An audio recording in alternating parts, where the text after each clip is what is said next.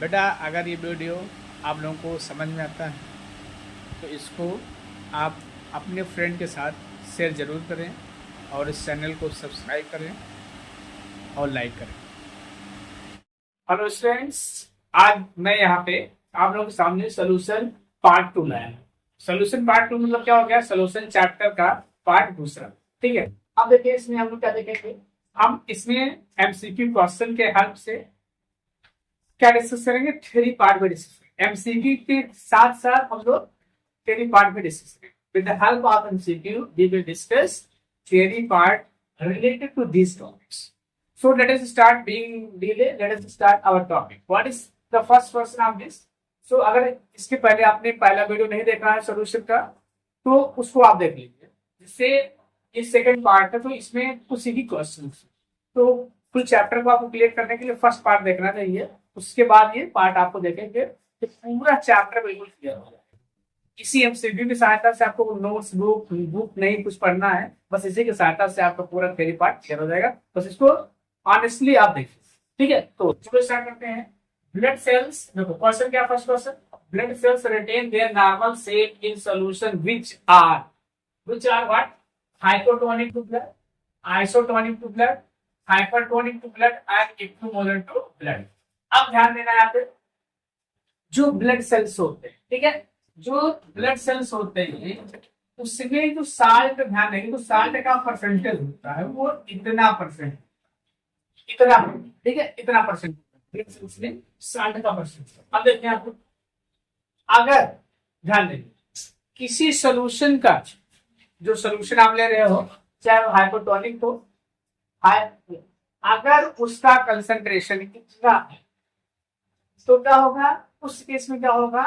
वो शेप, देखो normal shape, जैसे कहने का हमारे मतलब ये है क्योंकि ये हाइपोटोनिक हो गया, ये आइसोटोनिक हो गया, ये हाइपरटोनिक हो गया, इक्विमोलर हो गया। अब देखो हाइपोटोनिक मतलब क्या हो गया? देखो हाइपोटोनिक मतलब क्या हो गया कि उसका कंसंट्रेशन क्या है? कम है, उसका कंसंट्रेशन कम है।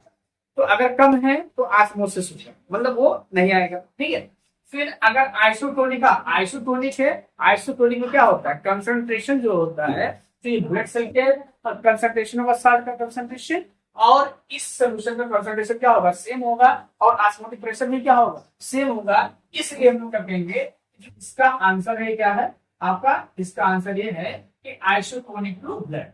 अब देखिए यहाँ पे हाइपरटोनिक क्या होता है? हाइपरटोनिक, ध्यान देना, हाइपरटोनिक मतलब क्या हो गया कि जो कंसंट्रेशन, या हम लोग कह सकते हैं वेपर प्रेशर, जो ऑस्मोटिक प्रेशर होगा उसका क्या होगा? ज्यादा होगा।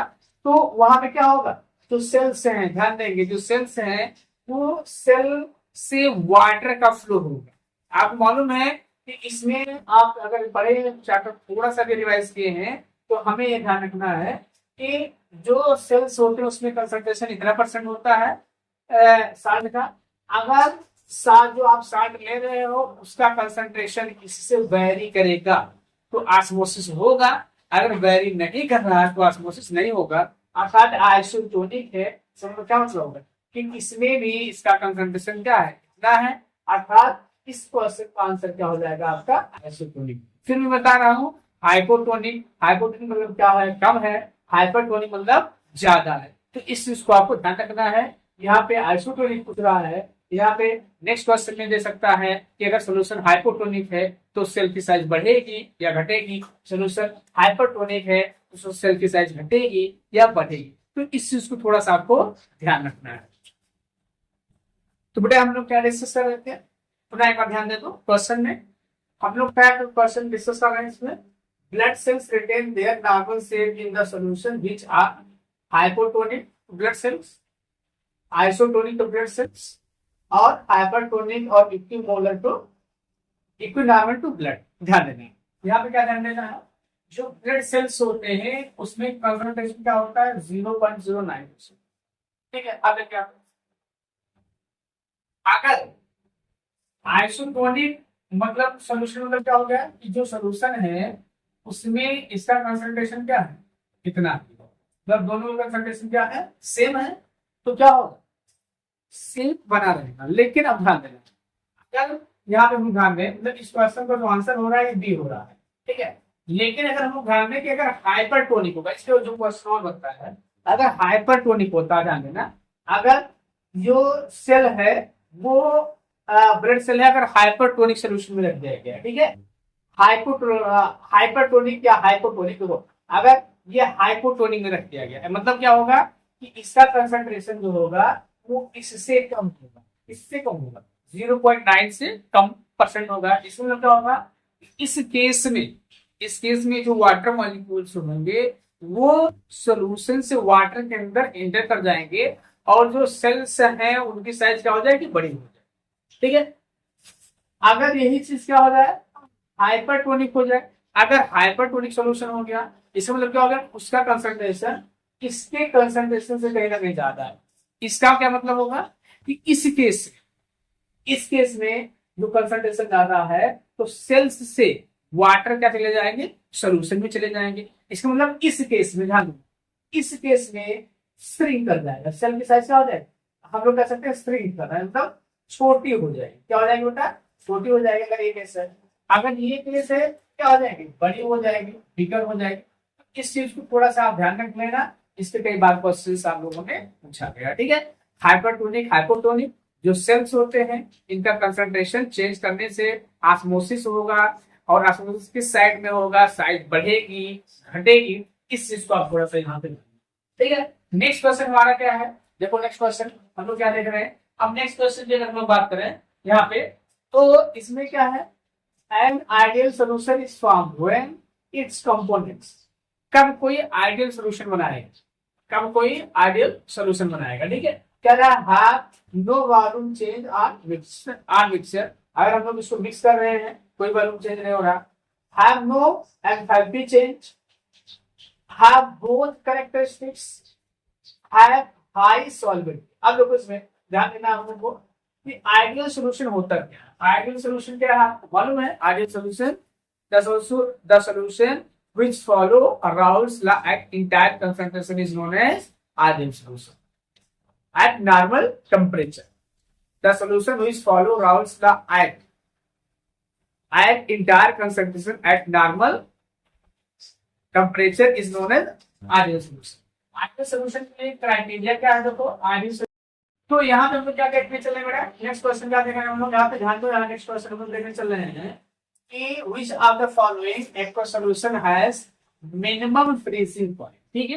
तो जो फ्रीजिंग पॉइंट होता है, ध्यान देना, जो फ्रीजिंग पॉइंट होता है, हम क्या बात कर रहे थे कि मेन चीज क्वालिटेटिव प्रॉपर्टी है, डिप्रेशनल फ्रीजिंग पॉइंट, अर्थात हम लोग ले सकते हैं यहाँ पे। तो इसमें जिसकी मोलरिटी, ठीक है, जिसकी मोलर, ध्यान देना, देखो यहाँ ध्यान देना, ये है सब मोलर है, मोलरिटी है, ठीक है। तो इस सोल्यूशन में हम लोग क्या देख रहे हैं कि इसका आंसर क्या होगा, फर्स्ट आंसर होगा, क्या आंसर होगा, which of the following aqueous solution has minimum freezing point, minimum freezing point क्या हो रहा है, इसका हो रहा है, ठीक है। और इसके पीछे हम लोग क्या देख रहे हैं, यहाँ देखो इसका कंसंट्रेशन, देखो इसका कंसंट्रेशन क्या है, सबसे ज्यादा, ठीक है। तो हम लोग क्या कर रहे हैं कि यह मोलरिटी, इसका मोलरिटी क्या सबसे ज्यादा है, तो जो फ्रीजिंग पॉइंट होता है मोलरिटी के इनवर्सली प्रोपोर्शनल होता है, जिसका क्या होगा, ध्यान देंगे, जिसका क्या ज्यादा होगा, मोलरिटी ज्यादा होगा, उसका फ्रीजिंग पॉइंट क्या होगा, कम होगा। दूसरा अगर हम लोग यहाँ पे देखते हैं, देखो पहले इसी बेसिस पे शुरू कर दो कि जिसकी मोलरिटी, मतलब मोलरिटी, ध्यान देना बेटा, molarity is inversely proportional to freezing point, ठीक है। ये चीज आपको यहाँ पे ध्यान देना, molarity is inversely proportional to freezing point. तो जिसका मोलरिटी ज्यादा होगा उसका फ्रीजिंग पॉइंट उतना ही कम होगा। इस क्वेश्चन को आप याद रखिएगा, ठीक है। अब देखते हैं यहाँ पे नेक्स्ट है लास्ट क्वेश्चन इस वीडियो का, कह रहा है all form ideal solution except, कह रहा है सभी आइडियल सोल्यूशन बनाते हैं एक्सेप्ट किसको छोड़ के। तो अगर हम लोग यहाँ पे आंसर पे आए, ध्यान देना, इसका आंसर क्या होता है, टी।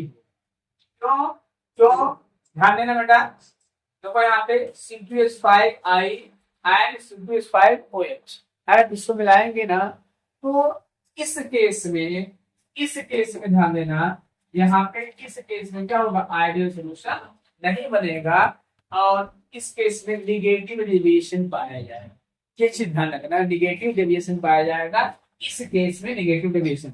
अब आपको बताया गया कि पॉजिटिव डेविएशन क्या होता है, नेगेटिव डेविएशन क्या होता है, ठीक है। तो ये क्या है कि आइडियल सोल्यूशन की एग्जांपल है, जैसे बेंजीन हो गया प्लस टॉल्यूइन हो गया, ethyl chloride plus ethyl bromide iodide, ये एग्जांपल हो गया, फेनिल क्लोराइड प्लस ब्रोमाइड। तो ये सारे तीनों क्या बनाते हैं, आइडियल सोल्यूशन बनाते हैं। क्या है, आइडियल सोल्यूशन हो गया, ये आपके आइडियल सोल्यूशन बनाते हैं, ठीक है। अब दूसरा चीज हमें देखना है कि जो पॉजिटिव डेविएशन है, ध्यान देना, जैसे जो पॉजिटिव, जैसे हम लोग यहाँ ले लेते हैं तो एक दूसरा सोल्यूशन ले लें, HNO3 plus HNO3 plus C2H5OH यहाँ ले लेते हैं। तो इसमें क्या होगा, ये कौन सा डेविएशन शो करेगा, ध्यान देना, ये एक हो गया और दूसरा हम लोग ले ले रहे हैं देखो यहाँ पे, ये हो गया। तो ये कौन सा डेविएशन शो करेगा, देखो ये आपका शो करेगा पॉजिटिव डेविएशन, पॉजिटिव डेविएशन क्या शो करता है, पॉजिटिव डेविएशन शो। मतलब ऐसे कंपोनेंट जो ऑलरेडी क्या करते हैं, हाइड्रोजन बॉन्ड बनाते हैं, जो उनको इंट्रोड्यूस किया जाता है तो पॉजिटिव डेविएशन शो करते हैं।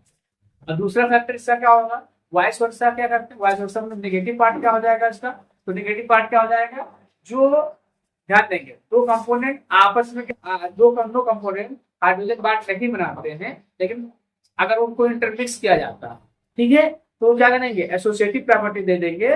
मतलब उसमें से एक कंपोनेंट क्या हो जाएगा, हाइड्रोजन बॉन्ड बना लेगा और उसकी एसोसिएटिव प्रॉपर्टी हो जाएगी, ठीक है, अर्थात वहां पे नेगेटिव डेविएशन शो करेगा। अब इसी से रिलेटेड एक क्वेश्चन और है, तो उसको हम लोग यहाँ पे अभी डिस्कस कर लेंगे।